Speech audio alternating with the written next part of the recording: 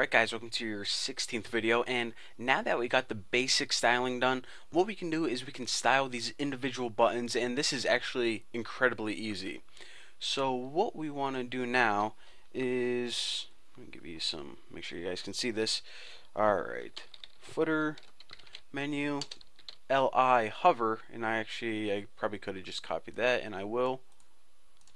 So basically, whenever you're hover overing a button, which means that the drop up appears, what you want to do now is we want to work on the styling of those individual list items. So basically, whenever you hover over it, these individual sections, calculator, group chat, image editor, that's where we're going to be styling. Those are the list items inside the buttons. Pretty cool, huh?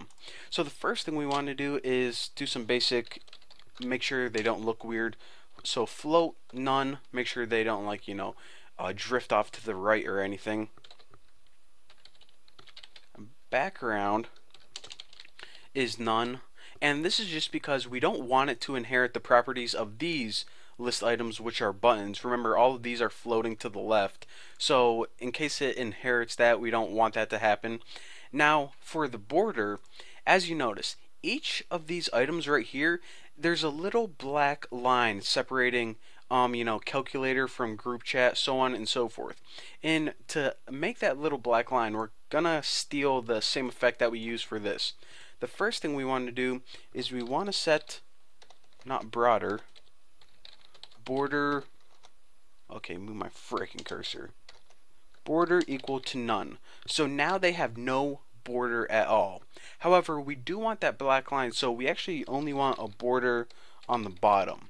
So for the border bottom, we can just have 1 pixel solid, and we might as well just use this.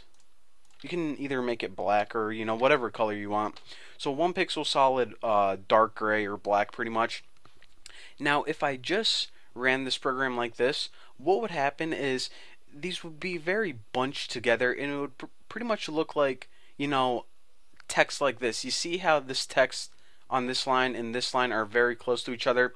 However, on this, you have a little padding above and below it, and also to the left of it. You want that because you don't want your text butted up right up against the left hand side. So for this, we just add some padding, and the padding for this is 12 pixels, 10 pixels, 12 pixels, 10 pixels. And I don't want to do the shorthand of this, because if you guys want to adjust, maybe you want them to be bunched together or spread apart more to look like individual items, then go ahead and adjust your padding accordingly. But this is how I have mine set up. I think it looks pretty good. So that is all you need to style the drop-up menu for this program. So this program's button is now perfectly styled. Like I said, it's basically, remember, this program's button is a list item. It's basically an entire list within a drop-up menu. That's all we're going to do in the HTML. Now the next thing I want to do is I want to style, what we're going to be working on is we're going to be working on styling these things right here.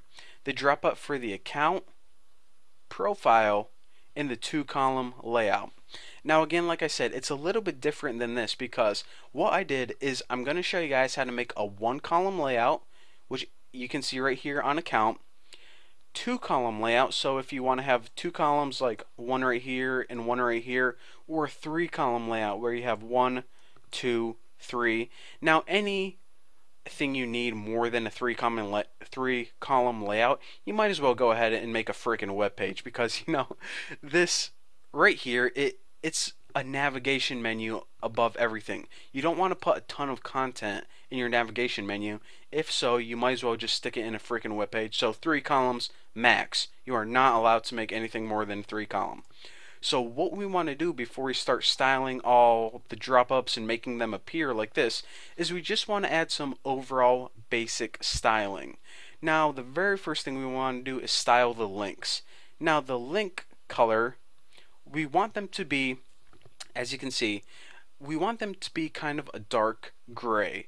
So the reason that we want to do this is because whenever they're gray and we hover over them, we can turn them to white, and it'll look like the links are glowing.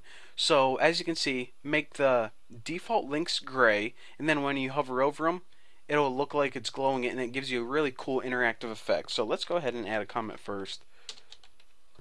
Drop up default links. So that's where we're going to be styling right now. And this is actually really easy.